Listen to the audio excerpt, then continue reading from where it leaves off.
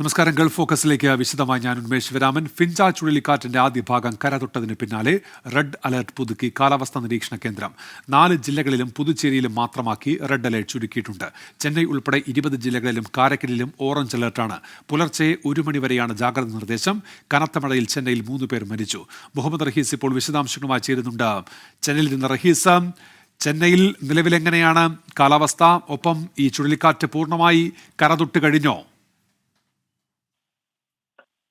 ഉന്മേഷ്, ചുഴലിക്കാറ്റ് പൂർണ്ണമായും കരതൊട്ട് കഴിഞ്ഞിട്ടില്ല. അത് ചെറിയൊരു ആശങ്ക കൂടി ഈ സമയത്ത് ഉണ്ടാക്കുന്നു എന്ന് പറയേണ്ടി വരും. കാരണം ചുഴലിക്കാറ്റ് ഇപ്പോൾ ഏതാണ്ട് സ്റ്റാഗ്നന്റ് ആയി നിൽക്കുകയാണ്. അതായത് കരയിലേക്ക് കയറാതെ, നിലവിൽ വേഗതയില്ലാതെ, വേഗം കൈവരിക്കാതെ അവിടെ തന്നെ പോണ്ടിച്ചേരിയോട് ചേർന്ന് തന്നെ നിൽക്കുകയാണ്. അതായത് അതിന്റെ ഔട്ടർ റിങ്ങുകൾ ഓൾറെഡി പോണ്ടിച്ചേരിയിലേക്ക് കടന്നു കഴിഞ്ഞു. അതിന്റെ ഭാഗമായിട്ടാണ് അവിടെ വലിയ മഴ പെയ്യുന്നത്. പുതുച്ചേരിയിൽ വലിയ മഴയാണ് പെയ്തുകൊണ്ടിരിക്കുന്നത്. പക്ഷേ അത് നിലവിൽ കരയിലേക്കും അതിന്റെ ഒരു ഭാഗം കയറേണ്ട സമയം കഴിഞ്ഞിട്ടുണ്ട്. പ്രധാനപ്പെട്ട ഭാഗം കയറി കാറ്റ് പൂർണ്ണമായും തീരത്തേക്ക് എത്തേണ്ട സമയം ഏതാണ്ട് കഴിഞ്ഞിട്ടുണ്ട്. പക്ഷെ ഇതുവരെയും ഇത് പൂർണ്ണമായും കരയിലേക്ക് കടന്നിട്ടില്ല ചുഴലിക്കാറ്റ്. ഇത്തരത്തിൽ തുടരുകയാണ് എങ്കിൽ ഒരുപക്ഷെ കൂടുതലായി ഇത് മഴമേഘങ്ങൾ രൂപപ്പെടുകയും മഴ അതിശക്തമാകാൻ കൂടി കാരണമാകും എന്നാണ് ഇപ്പോൾ ചില കാലാവസ്ഥാ നിരീക്ഷകരൊക്കെയും പറയുന്നത്. നിലവിൽ കാലാവസ്ഥാ കേന്ദ്രത്തിൽ നിന്നും പുതുക്കിയ അറിയിപ്പുകളൊന്നും തന്നെ വന്നിട്ടില്ല. 4 ജില്ലകളിൽ റെഡ് അലേർട്ട് എന്ന് പറയുമ്പോൾ ഈ ചുഴലിക്കാറ്റ് രൂപപ്പെട്ടതിന് അല്ലെങ്കിൽ അത് തീരം തൊട്ടതിനു ശേഷം ഏറ്റവും കൂടുതൽ മഴ പെയ്യുന്നത് പുതുച്ചേരിയിലാണ്. തമിഴ്നാട് ജില്ലയിലാണ് എങ്കിൽ അത് വിഴിപ്പുറത്താണ്. വിഴിപ്പുറത്ത് അതിശക്തമായിട്ടുള്ള മഴയാണ് പെയ്യുന്നത്. ഒപ്പം കടലൂരിലും മഴ പെയ്യുന്നുണ്ട്. നാളെ കടലൂരിൽ അതിശക്തമായ മഴയുണ്ടാകുമെന്നാണ് പറയുന്നത്. തമിഴ്നാട്ടിലെ പ്രധാനമായും ഈ വിഴിപ്പുറത്തും കടലൂരിലുമാകും മഴ അതിശക്തമാവുക എന്നാണ് നിലവിൽ ലഭിക്കുന്ന സൂചന. അങ്ങനെയാണെങ്കിൽ ഈ 2 ജില്ലകൾ സമീപ പ്രദേശത്ത് ഒരു ഓറഞ്ച് അലേർട്ടിന് സമീപമായിട്ടുള്ള മഴ എന്നിങ്ങനെയാണ് നിലവിൽ കരുതുന്നത്.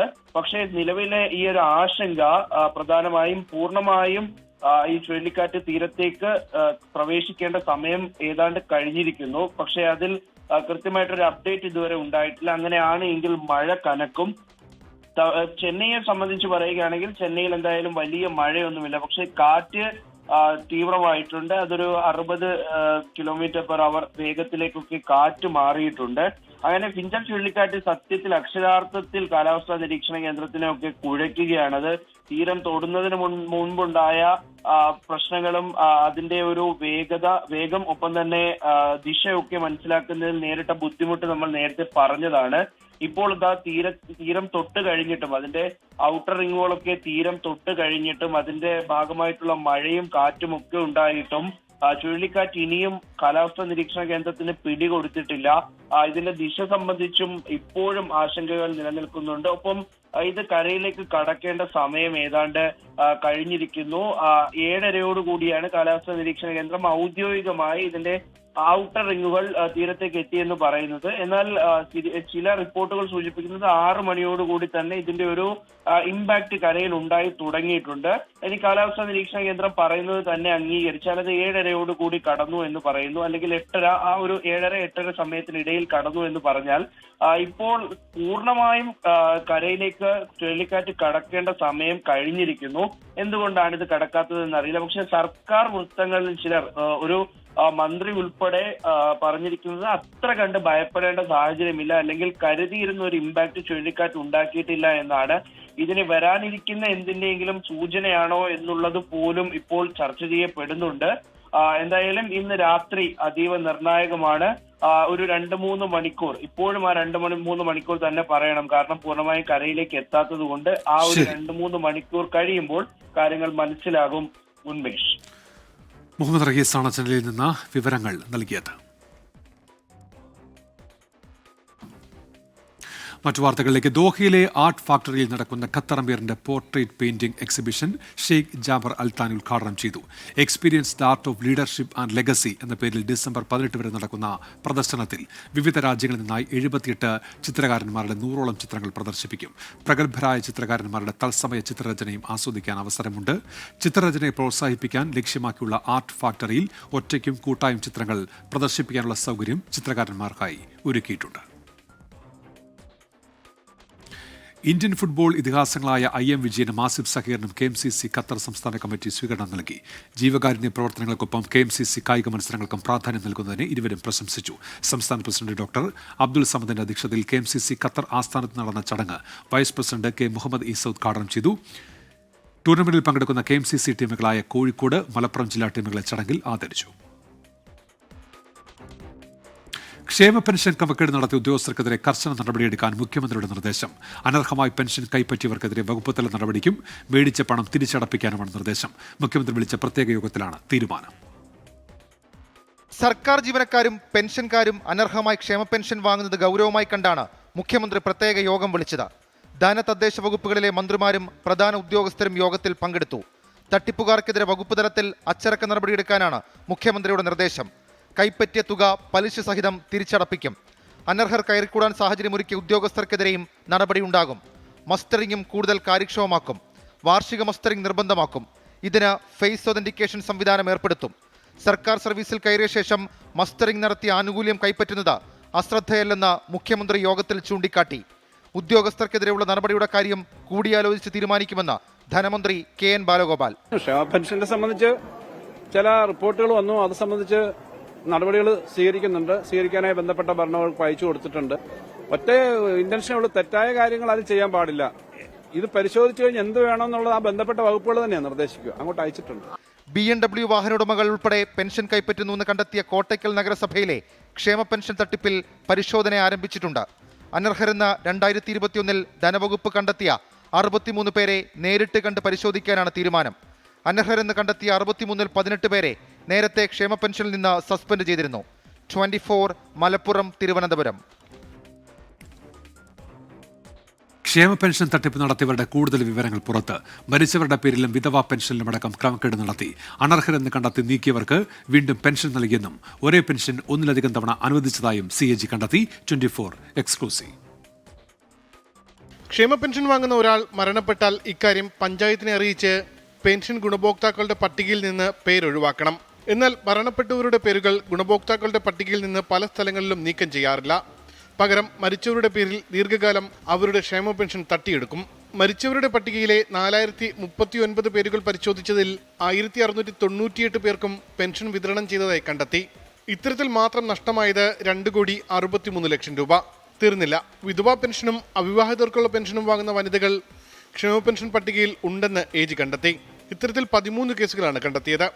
ഭർത്താവ് മരിക്കാത്തവരും വിവാഹമോചിതരാകാത്തവരും വരെ വിധവാ പെൻഷൻ പട്ടികയിൽ കടന്നുകൂടി. വിധവാ പെൻഷൻ തട്ടിപ്പിലൂടെ മാത്രം നഷ്ടമായത് 1,80,00,000 രൂപ. അനർഹരെന്ന് കണ്ടെത്തി പട്ടികയിൽ നിന്ന് നീക്കിയവർക്ക് വീണ്ടും പെൻഷൻ നൽകിയതിലൂടെ 4,08,00,000 രൂപ സർക്കാരിന് നഷ്ടമായി. 10,406 പേർക്കാണ് ഇങ്ങനെ ഒഴിവാക്കിയ ശേഷം വീണ്ടും പെൻഷൻ നൽകിയത്. 823 പേർക്ക് ഒരേ പെൻഷൻ തന്നെ ഒന്നിലധികം തവണ നൽകുകയും ചെയ്തു. ഇതിലൂടെ 3,83,00,000 രൂപയായിരുന്നു നഷ്ടപ്പെട്ടത്. നിയമസഭയിൽ കഴിഞ്ഞ വർഷം സമർപ്പിച്ച CAG റിപ്പോർട്ടിലാണ് ഈ കണ്ടെത്തലുകൾ. ക്ഷേമ പെൻഷൻ വാങ്ങുന്ന 60 ലക്ഷത്തിലധികം പേരുടെ വിവരങ്ങൾ ക്രോഡീകരിച്ചല്ല CAG ഈ റിപ്പോർട്ട് തയ്യാറാക്കിയിരിക്കുന്നത്. ചെറിയൊരു വിഭാഗത്തിനിടയിൽ നടത്തിയ സർവേയിലാണ് ഇത്രത്തോളം ഗുരുതരമായ കണ്ടെത്തലുള്ളത്. ഇനി നടപടിയെടുക്കേണ്ടത് സർക്കാരാണ്. ഉമേഷ് ബാലകൃഷ്ണൻ, 24 തിരുവനന്തപുരം. CPIM സമ്മേളനത്തിൽ വിഭാഗീയത ശക്തമായ കൊല്ലം കരുനാഗപ്പള്ളി ഏരിയ കമ്മിറ്റി പിരിച്ചുവിട്ടു. സംസ്ഥാന സെക്രട്ടറി MV ഗോവിന്ദൻ പങ്കെടുത്ത പ്രത്യേക യോഗത്തിലാണ് തീരുമാനം. അഡ്ഹോക് കമ്മിറ്റിക്കാണ് ചുമതല. CPIM കരുനാഗപ്പള്ളി ഏരിയ കമ്മിറ്റിയിലെ വിഭാഗീയത പോർവിളിയിലേക്കും സംഘടനത്തിലേക്കും നീങ്ങിയതോടെയാണ് നടപടിയുടെ വഴി പാർട്ടി സ്വീകരിച്ചത്. തെറ്റായ ഒരു പ്രവണതയും വെച്ചുപൊറുപ്പിക്കില്ലെന്ന കർശന നിലപാടിലാണ് നേതൃത്വം. സ്വാഭാവികമായിട്ടും ഉണ്ടായ ഈ പ്രശ്നങ്ങളെല്ലാം ഗൗരവപൂർവ്വം ചർച്ച ചെയ്ത് നിലവിലുള്ള കരുനാഗപ്പള്ളി ഏരിയ കമ്മിറ്റി പൂർണ്ണമായ അർത്ഥത്തിൽ തന്നെ പുനഃസംഘടിപ്പിക്കണം എന്നിപ്പോൾ തീരുമാനിച്ചിരിക്കുകയാണ്. ലോക്കൽ സമ്മേളനങ്ങൾ അലങ്കോലപ്പെടുത്തിയതിന് പിന്നാലെയാണ് ഏരിയ കമ്മിറ്റി തന്നെ പിരിച്ചുവിട്ടുകൊണ്ടുള്ള നടപടി. വിഭാഗീയത അവസാനിപ്പിക്കാൻ സംസ്ഥാന സെക്രട്ടറി തന്നെ പലതവണ നേരിട്ട് ഇടപെട്ടിട്ടും പരിഹാരമുണ്ടായിരുന്നില്ല. കുലശേഖരപുരം സൗത്ത് ലോക്കൽ സമ്മേളനത്തിൽ പങ്കെടുക്കാനെത്തിയ സംസ്ഥാന നേതാക്കളായ സോമപ്രസാദിനെയും K രാജഗോപാലിനെയും പൂട്ടിയിടുന്ന സാഹചര്യം വരെ കാര്യങ്ങളെത്തി.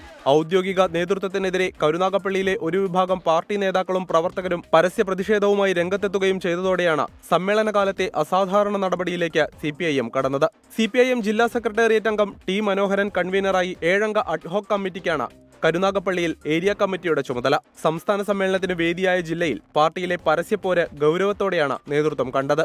R. അരുൺരാജ്, 24 കൊല്ലം. പത്തനംതിട്ട തിരുവല്ലയിലും പാലക്കാട് കൊഴിഞ്ഞാമ്പാറയിലും വിഭാഗീയതയിൽ വലഞ്ഞ CPIM നിർത്തിവെച്ച തിരുവല്ല ടൗൺ നോർത്ത് ലോക്കൽ സമ്മേളനം പിന്നീട് നടത്താൻ കഴിഞ്ഞിട്ടില്ല. കൊഴിഞ്ഞാമ്പാറയിൽ CPIM വിമതർ സമാന്തര ഓഫീസ് തുറക്കുകയും ചെയ്തു. CPIM പത്തനംതിട്ട ജില്ലാ സെക്രട്ടറി KP ഉദയഭാനു പങ്കെടുത്ത തിരുവല്ല ടൗൺ നോർത്ത് ലോക്കൽ സമ്മേളനം പ്രവർത്തന റിപ്പോർട്ടിന്റെ പേരിൽ കയ്യാങ്കലിയുടെ വക്കോളം എത്തിയപ്പോൾ നേതൃത്വം ഇടപെട്ട് നിർത്തിവെക്കുകയായിരുന്നു. പീഡനക്കേസ് പ്രതിയായ പ്രാദേശിക നേതാവ് സജിമോനെതിരെ നടപടിയെടുക്കാൻ തീരുമാനമെടുത്ത ഡോക്ടർ TM തോമസ് ഐസക്കിനെ ലോക്സഭാ തെരഞ്ഞെടുപ്പിൽ തോൽപ്പിക്കാൻ ശ്രമിച്ചെന്ന് റിപ്പോർട്ടിലുണ്ട്. ഇതുൾപ്പെടെ ചർച്ചയാകാതിരിക്കാൻ പ്രവർത്തന റിപ്പോർട്ട് തിരികെ വാങ്ങുകയായിരുന്നു.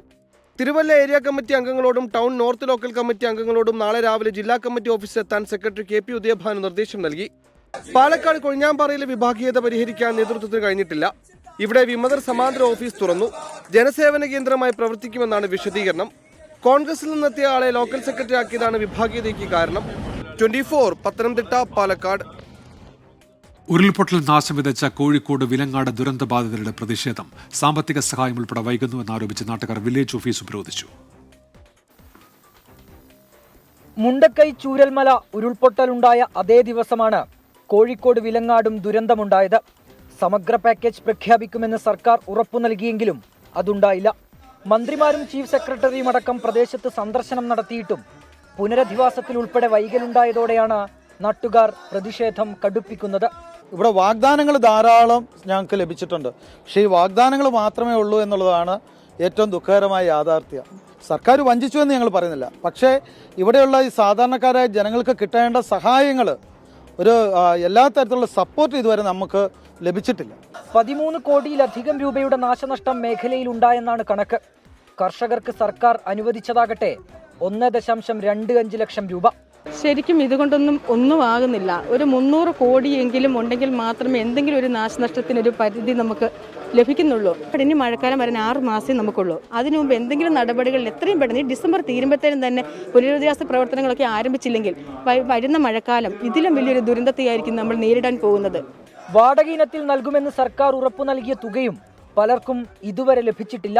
ഇതോടെയാണ് സ്ത്രീകളും കുട്ടികളും ഉൾപ്പെടെ പ്രതിഷേധവുമായി തെരുവിലിറങ്ങിയത്. ഉരുൾപൊട്ടലുണ്ടായി 4 മാസം പിന്നിട്ടിട്ടും സഹായം ലഭിക്കാത്തതിനെതിരെയാണ് വിലങ്ങാടുള്ളവരുടെ ഈ പ്രതിഷേധം. ഇനിയെങ്കിലും സർക്കാരിന്റെ കണ്ണു തുറക്കുമെന്ന് പ്രതീക്ഷിക്കാം. വിലങ്ങാട് നിന്ന് മുനീഫ് തിരൂരിനൊപ്പം അഭിജിത്ത് മുഴക്കുന്ന്, 24. ഗൾഫ് ഫോക്കസിലേക്ക് തിരികെ. പെരുമ്പാവൂർ പ്രവാസി അസോസിയേഷൻ ഖത്തർ അബീർ മെഡിക്കൽ സെന്ററുമായി സഹകരിച്ച് ദോഹയിൽ സൗജന്യ മെഡിക്കൽ ക്യാമ്പ് സംഘടിപ്പിച്ചു. ക്യാമ്പിൽ 200-ൽ അധികം അംഗങ്ങൾ വൈദ്യ പരിശോധനയ്ക്കായി എത്തി. Indian sports centre president EP Abdurahman ഉദ്ഘാടനം ചെയ്തു. General secretary Nihad Ali, secretary Pradeep Pillai, ICBF president Shanavas Bava, general secretary KV Boban, ICC secretary Abraham K Joseph എന്നിവർ സംസാരിച്ചു. പ്രവാസികൾ നേരിടുന്ന വിവിധ പ്രശ്നങ്ങൾക്കുള്ള പരിഹാരവും മാർഗനിർദ്ദേശങ്ങളും ഒരിടത്ത് ലഭ്യമാക്കിക്കൊണ്ട് പ്രവാസി സർവീസ് കാർണിവൽ. ദോഹയിൽ സംഘടിപ്പിച്ച കാർണിവലിൽ നിരവധി പേർ വിവിധ പ്രവാസി ക്ഷേമ പദ്ധതികളിൽ അംഗങ്ങളാകാനും മറ്റ് സഹായങ്ങൾക്കുമായി എത്തി.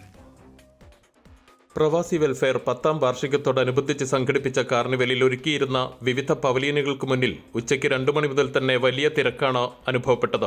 സംസ്ഥാന കേന്ദ്ര സർക്കാരുകൾ പ്രവാസികൾക്കായി തയ്യാറാക്കിയ പദ്ധതികളെക്കുറിച്ച് അറിയാനും അംഗമാവാനും അതാത് പവലിയനുകളിൽ വിപുലമായ സൗകര്യം ഒരുക്കിയിരുന്നു. ഒരുപാട് ചോദ്യങ്ങളും പ്രശ്നങ്ങളും ആശങ്കകളുമായി എത്തിയ 1000-ഓളം പ്രവാസികളാണ് കാർണിവൽ നഗരിയായ ശാന്തിനികേതൻ സ്കൂളിലെത്തി സേവനം പ്രയോജനപ്പെടുത്തിയത്. ഉന്നത പഠന മേഖലയിൽ പുതുവഴി തേടുന്ന വിദ്യാർത്ഥികൾക്ക് മാർഗനിർദ്ദേശങ്ങൾ നൽകാൻ കരിയർ ഗൈഡൻസ്, നിക്ഷേപ സാധ്യതകൾ അന്വേഷിക്കുന്നവർക്കായി പ്രത്യേക ശില്പശാലകൾ, ആരോഗ്യത്തെക്കുറിച്ച് ആശങ്കയുമായി എത്തിയവർക്കായി രക്തപരിശോധനയും ഡോക്ടർ കൺസൾട്ടേഷനും ഉൾപ്പെടെ എല്ലാറ്റിനും സംഘാടകർ ഒരു കുടക്കീഴിൽ സൗകര്യമൊരുക്കിയിരുന്നു. ഇവിടെ ചെയ്യുന്നത് നോർക്ക പെൻഷൻ സ്കീം ആയിട്ട് ബന്ധപ്പെട്ടതാണ്. കേരള ഗവൺമെൻറ്റിൻ്റെ നോർക്ക റൂട്ട്സ് ചെയ്തുകൊണ്ടിരിക്കുന്ന പെൻഷൻ സ്കീമുകളെ ആണ് ചെയ്തുകൊണ്ടിരിക്കുന്നത്. ഇവിടെ ഞങ്ങൾ ഫിസിയോതെറപ്പിസ്റ്റുകളാണ് ഇവിടെ സർവീസ് പ്രൊവൈഡ് ചെയ്യുന്നത്. റെഫറലായിട്ട് അല്ലെങ്കിൽ സെൽഫ് റെഫറലായിട്ട് വരുന്ന പേഷ്യൻസിന് അവരുടെ പെയിൻ അല്ലെങ്കിൽ പെയിൻ റിലേറ്റഡ് ആയിട്ടുള്ള പ്രോബ്ലംസിനുള്ള കൺസൾട്ടേഷനാണ് ഇവിടെ കൊടുക്കുന്നത്. എന്ത് എക്സസൈസ് ചെയ്യണം, എന്തൊക്കെ ലൈഫ് സ്റ്റൈൽ മോഡിഫിക്കേഷൻസ് ആണ് ചെയ്യേണ്ടത്, ഈ പെയിൻ ആൻഡ് അതിനനുസരിച്ചുള്ള പ്രോബ്ലംസിൽ നിന്ന് അവർക്ക് റിലീഫ് കിട്ടാൻ വേണ്ടിയിട്ടുള്ള കൺസൾട്ടേഷനാണ് ഈ പവലിയനിൽ കൊടുക്കുന്നത്.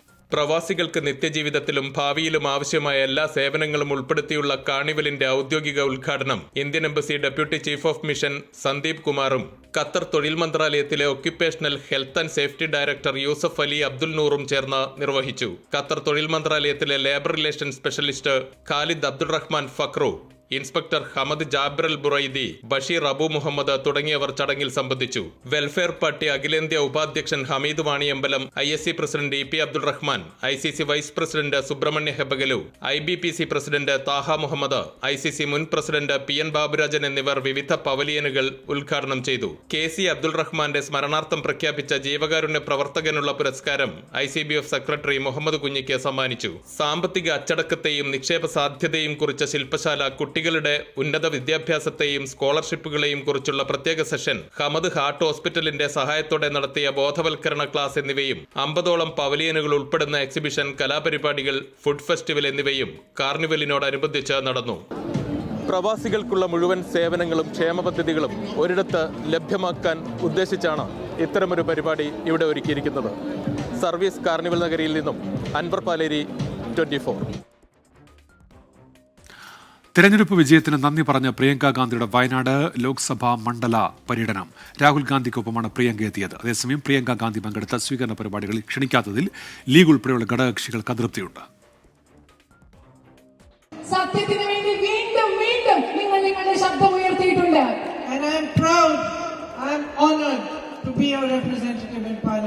നിങ്ങളുടെ ജനപ്രതിനിധിയായി ഇന്ത്യൻ പാർലമെന്റിൽ ഇരിക്കാൻ എനിക്ക് അഭിമാനമുണ്ട്. ഞാൻ ആദരവായി അതിനെ കണക്കാക്കുന്നു. തിരഞ്ഞെടുപ്പ് വിജയത്തിനും സത്യപ്രതിജ്ഞയ്ക്കും ശേഷം ഇതാദ്യമായാണ് വയനാട് മണ്ഡലത്തിലേക്കുള്ള പ്രിയങ്ക ഗാന്ധിയുടെ വരവ്.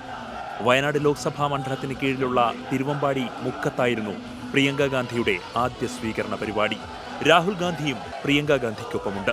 മുണ്ടക്കൈ ചൂരൽമല ഉരുൾപൊട്ടൽ ദുരന്തത്തിലെ സഹായം വൈകുന്നതിൽ കേന്ദ്രത്തെ ഇരുവരും വിമർശിച്ചു. So I was telling my sister and Mr. Venugopal that every member of the Congress party, every member of the UDF should put full pressure on the government of Kerala to help the victims of the tragedy. Nilambur കരുളായിയിലും സ്വീകരണ യോഗം സംഘടിപ്പിച്ചു. വണ്ടൂരിലും ഏറനാട് മണ്ഡലത്തിലെ എടവണ്ണയിലും road show.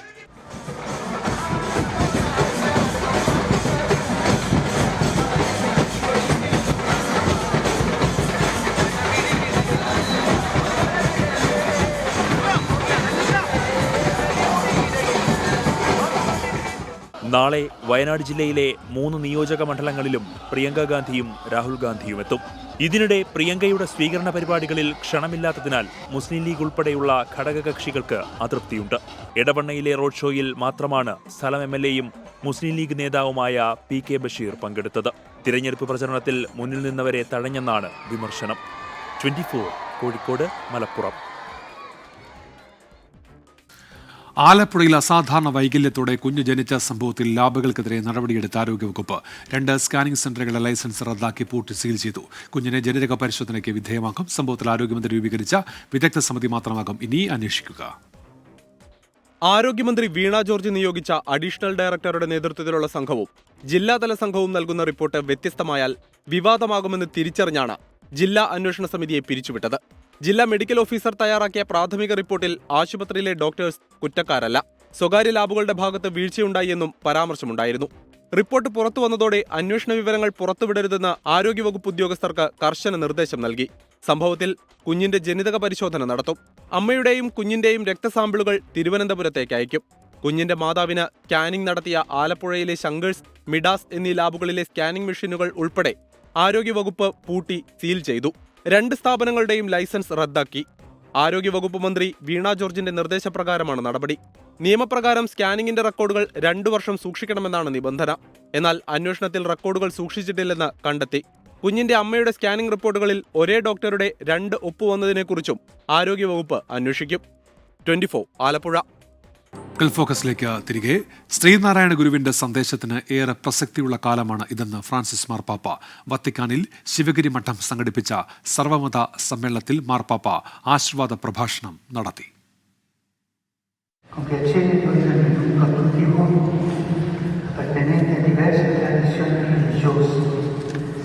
എല്ലാ വേർതിരിവുകൾക്കുമപ്പുറം ഒരു കുടുംബത്തിലെ അംഗങ്ങളാണ് മനുഷ്യരെന്ന സന്ദേശമാണ് ശ്രീനാരായണ ഗുരു നൽകിയതെന്ന് ഫ്രാൻസിസ് മാർപ്പാപ്പ. വിദ്വേഷവും അസഹിഷ്ണുതയും വർദ്ധിക്കുന്ന കാലത്ത് ഗുരു സന്ദേശങ്ങൾക്ക് പ്രസക്തിയേറുകയാണ്. വത്തിക്കാനിലെ സർവ്വമത സമ്മേളനത്തിലാണ് ഫ്രാൻസിസ് മാർപ്പാപ്പയുടെ ആശീർവാദ പ്രഭാഷണം. ആലുവ അദ്വൈതാശ്രമത്തിൽ ശ്രീനാരായണ ഗുരു സംഘടിപ്പിച്ച സർവ്വമത സമ്മേളനത്തിന്റെ ശതാബ്ദിയുടെ ഭാഗമായാണ് ശിവഗിരി മഠം വത്തിക്കാനിൽ സർവ്വമത സമ്മേളനവും മതപാർലമെന്റും സംഘടിപ്പിച്ചത്. ശ്രീനാരായണ ഗുരുവിന്റെ ദൈവദശകം പ്രാർത്ഥനയുടെ ഇറ്റാലിയൻ മൊഴിമാറ്റം ആലപിച്ചായിരുന്നു സർവ്വമത സമ്മേളനത്തിന്റെ തുടക്കം. വിവിധ രാജ്യങ്ങളിലെ മതവിഭാഗങ്ങളിൽ നിന്നുള്ള പ്രതിനിധികളുടെ സ്നേഹസംഗമത്തോടെ ഇന്നലെയാണ് സമ്മേളനത്തിന് തുടക്കമായത്. നാളെ നടക്കുന്ന സമ്മേളനത്തിൽ ഇറ്റലിയിലെ ജനപ്രതിനിധികളും വിവിധ രാജ്യങ്ങളിലെ പ്രതിനിധികളും പങ്കെടുക്കും. International desk 24. ചെങ്ങന്നൂരിൽ ലില്ലി ലയൺസ് ബഡ് സ്കൂളിന്റെ പുതിയ ക്യാമ്പസ് മന്ത്രി സജി ചെറിയാൻ ഉദ്ഘാടനം ചെയ്തു. കൊടിക്കുന്നിൽ സുരേഷ് MP അധ്യക്ഷനായി. ചടങ്ങിൽ കൊച്ചി ഭീമ ജുവൽസ് ചെയർമാൻ ബിന്ദു മാധവനെ Lions clubs international Melvin Jones fellowship service award നൽകി ആദരിച്ചു. 6 വർഷമായി വാടക കെട്ടിടങ്ങളിൽ പ്രവർത്തിക്കുകയായിരുന്നു ലില്ലി ലയൺസ് സ്പെഷ്യൽ സ്കൂളും വൊക്കേഷണൽ ട്രെയിനിംഗ് സെന്ററും. ചെങ്ങന്നൂർ പുലിയന്നൂരിൽ 60 സെന്റ് സ്ഥലത്താണ് പുതിയ ക്യാമ്പസ് സജ്ജമാക്കിയത്. Autism lab, sensory integration room, sensory park, therapy മുറികൾ എന്നിവയടങ്ങുന്ന ആധുനിക സംവിധാനങ്ങളോടെയാണ് പുതിയ ക്യാമ്പസ്. ഉദ്ഘാടന ചടങ്ങിൽ രാഷ്ട്രീയ സാമൂഹിക വ്യവസായ രംഗത്തെ പ്രമുഖർ പങ്കെടുത്തു. കൊച്ചി ഭീമ ജുവൽസ് ചെയർമാൻ ബിന്ദു മാധവിനെ ചടങ്ങിൽ ആദരിച്ചു.